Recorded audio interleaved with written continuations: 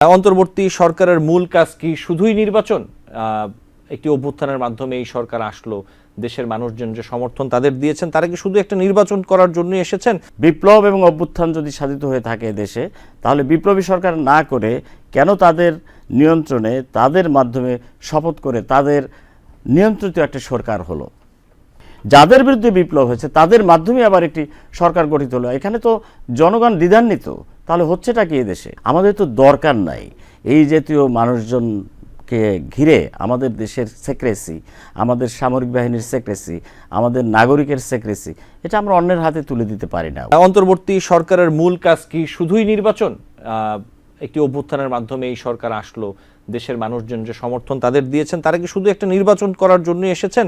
তারা এই যে নানান উদ্যোগগুলো নিচ্ছেন, বিভিন্ন সংস্কার কমিশন করে নানান আপনাদের সাথে বিভিন্ন রাজনৈতিক দলের সাথে আলাপ আলোচনা করছেন, একটি জাতীয় ঐকমত্য সৃষ্টির চেষ্টা করছেন, তো এই সংস্কার, এই উদ্যোগগুলো কি আসলে তাদের করার কথা না অথবা কাজ না? তারা কিন্তু পাল্টা এই প্রশ্নটি করছেন। অভ্যুত্থান একটি বিশাল ব্যাপক শব্দ।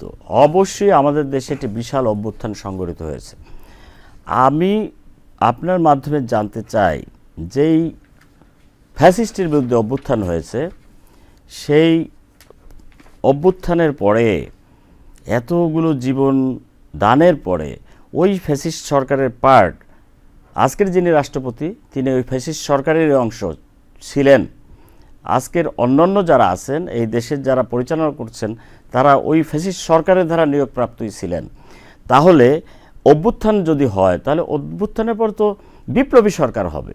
বিপ্লব এবং অভ্যুত্থান যদি সাধিত হয়ে থাকে দেশে, তাহলে বিপ্লবী সরকার না করে কেন তাদের নিয়ন্ত্রণে, তাদের মাধ্যমে শপথ করে তাদের নিয়ন্ত্রিত একটা সরকার হলো? তাহলে প্রশ্ন থাকে এই যে তারা কোন পারপাস, কার পারপাস সার্ভ করতেছে? কেন নির্বাচন দিচ্ছে না? কেন জনগণের ভোটাধিকার প্রতিষ্ঠিত করতেছে না? কেন স্মল রিফর্মের মাধ্যমে শুধুমাত্র ভোট গ্রহণ এবং ভোটাধিকার নিশ্চিত করার জন্য যে সংস্কার করা দরকার, সেই সংস্কারটুকু করেই তো তারা নির্বাচন দিতে পারে। জনগণের সরকারই তো সব কিছু করতে পারে। জনগণের সরকারের দায়িত্ব, গণতান্ত্রিক সরকারের দায়িত্ব হচ্ছে দেশ পরিচালনা করা। একটি অন্তর্বর্তীকালীন সরকার অথবা তত্ত্বাবধায়ক সরকারের দায়িত্ব এটা নয়।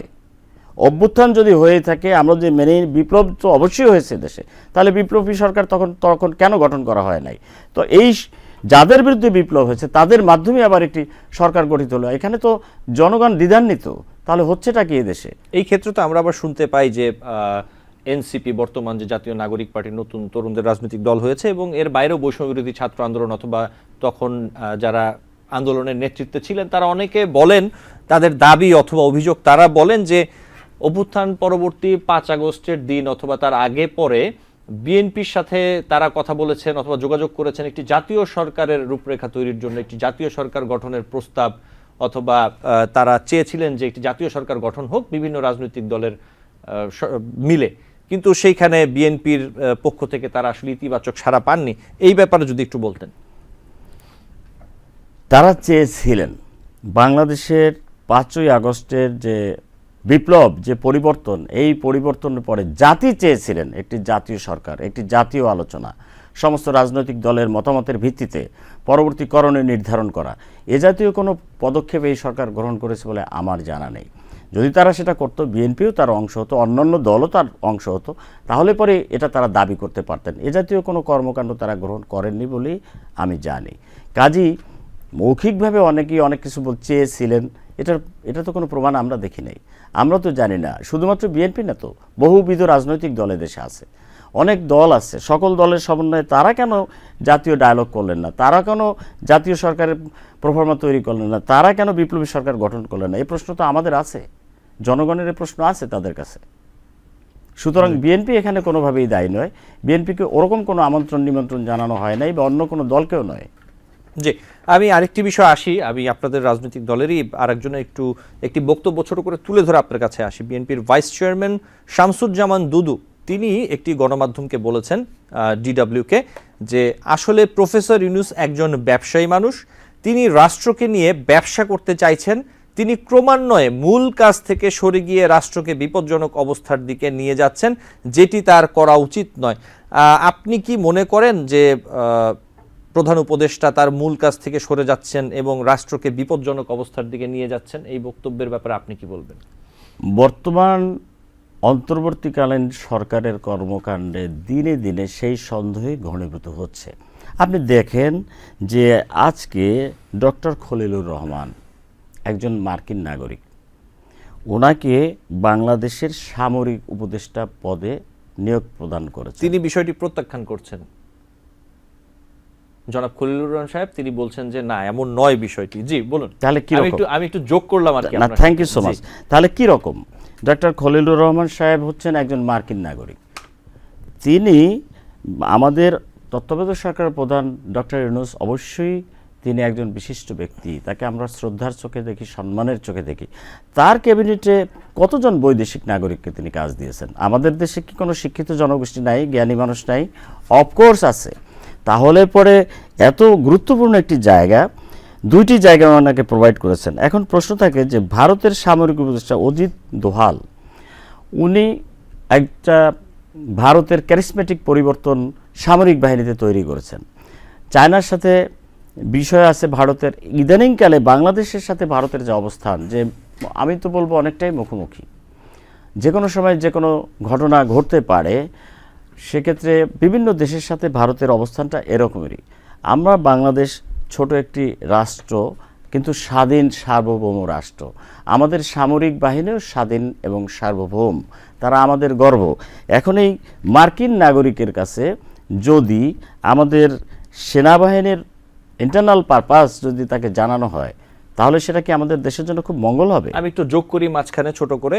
নিজের বিরুদ্ধে ওঠা বিদেশি নাগরিকত্বের অভিযোগের প্রমাণ চেয়েছেন জাতীয় নিরাপত্তা উপদেষ্টা খলিলুর রহমান।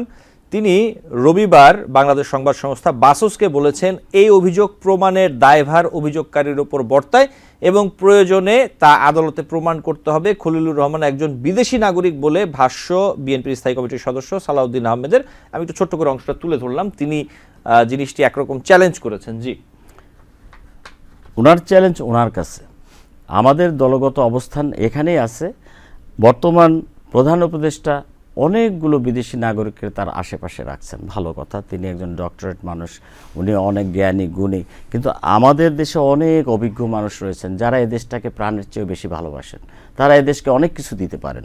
আমাদের তো দরকার নাই এই জাতীয় মানুষজনকে ঘিরে আমাদের দেশের সেক্রেসি, আমাদের সামরিক বাহিনীর সেক্রেসি, আমাদের নাগরিকের সেক্রেসি, এটা আমরা অন্যের হাতে তুলে দিতে পারি না। উনি হোক কি নাই হোক, আমি এই চ্যালেঞ্জের জবাব দিব না, কারণ উনি হলেও ঠিক, না হলেও কিন্তু ওনার বিরুদ্ধে এই অভিযোগটি উঠেছে। উনিই প্রমাণ করুক না কেন উনি মার্কিন নাগরিক নয়। আমি ওনাকে চ্যালেঞ্জ করতেছি, উনি প্রমাণ করুক যে উনি মার্কিন নাগরিক নয়। সেটা প্রমাণের দায়িত্ব ওনারও আছে। ওনার বিরুদ্ধে যেহেতু অভিযোগ উঠেছে, তারও তো প্রমাণের দায়িত্ব আছে। আমি মনে করি আমাদের স্ট্যান্ডিং কমিটির সালাউদ্দিন সাহেব যে বক্তব্য বলেছেন সেটা সঠিক, এবং আমরা চাই না বাংলাদেশের কোনো সেক্রেসি বিদেশি কোনো নাগরিকের হাতে যাক। সেক্ষেত্রে আজকে ডক্টর ইউনূসকে আমরা শ্রদ্ধা করি, সম্মান করি। আমরা বলতে চাই অতি সত্বর গণতান্ত্রিক প্রক্রিয়ায় নির্বাচিত সরকারের কাছে তাদের ক্ষমতা হস্তান্তর করা অত্যন্ত আবশ্যক। বিকজ একটি নির্বাচিত জনগণের সরকারি পারে জনগণের কল্যাণ সাধিত করতে। এখন কোথায় করিডোর দিতে হবে না দিতে হবে, সেন্ট মার্টিনের কী হবে না হবে, এটা ওনাদের দায়িত্বের অংশ নয়।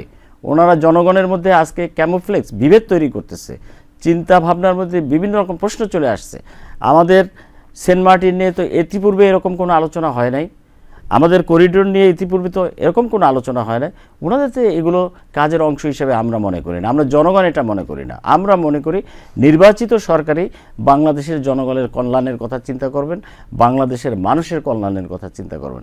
কাজেই অতি সত্বর ডিসেম্বরের মধ্যেই বাংলাদেশে একটি নির্বাচন হওয়া প্রয়োজন, যেটি হওয়া প্রয়োজন বাংলাদেশের জনগণের ভোটাধিকারের প্রশ্নে, এবং একটি নির্বাচিত সরকারই পারে বাংলাদেশের সকল স্বার্থ সংরক্ষণ করতে। জি, একই সাথে আমি একটু যোগ করি, চট্টগ্রাম বন্দরের কন্টেইনার টার্মিনাল বিদেশি কোম্পানির হাতে দেওয়ার বিষয়েও একটি আলোচনা চলছে, এবং এটি নিয়ে আমি যদি বলি যে বিএনপির ভারপ্রাপ্ত চেয়ারম্যান তারেক রহমান মানবিক করিডোর এবং এই বিষয়টি দুটি মিলিয়েই তিনি বলেছেন যে এই সিদ্ধান্ত নিয়ে অন্তর্বর্তী সরকারের কাজ নয়, তিনিও, আপনি যে কথাটি বলছেন তিনিও এটিই বলছেন। তার মানে কি ধরে নিব যে বিএনপির যে অবস্থান, যেহেতু বিএনপির ভারপ্রাপ্ত চেয়ারম্যানও বলছেন, বিএনপির অবস্থান এইটাই যে এই যে কাজগুলো যেগুলো নিয়ে আলোচনা চলছে এগুলো আসলে অন্তর্বর্তীকালীন সরকারের এখতিয়ারের মধ্যেই পড়ে না, অথবা তাদের দায়িত্ব বা তাদের ক্ষমতার মধ্যেই পড়ে না। বিষয়টা কি এরকমই?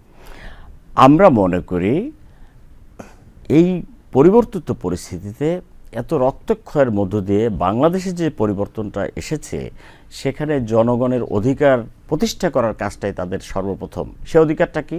গণতান্ত্রিক অধিকার। সে অধিকারটা কি? ভোট অধিকার। ভোট অধিকারের ভিত্তিতে নির্বাচিত সরকারে এ সকল বিষয়ে সিদ্ধান্ত গ্রহণ করবেন। ওনাদের প্রথম এবং প্রধান কাজ হচ্ছে একটি গণতান্ত্রিক সরকার প্রতিষ্ঠা করা, একটি নির্বাচিত সরকার প্রতিষ্ঠা করা। সে লক্ষ্যে যদি ওনারা দৃষ্টি দেন তাহলেই আমরা বেশি খুশি হব, বাংলাদেশের মানুষ এবং আমার দল। TBN 24 টেলিভিশন দেখতে আজই কল করুন 7187776556। লগ ইন করুন www.totalcablebd.com।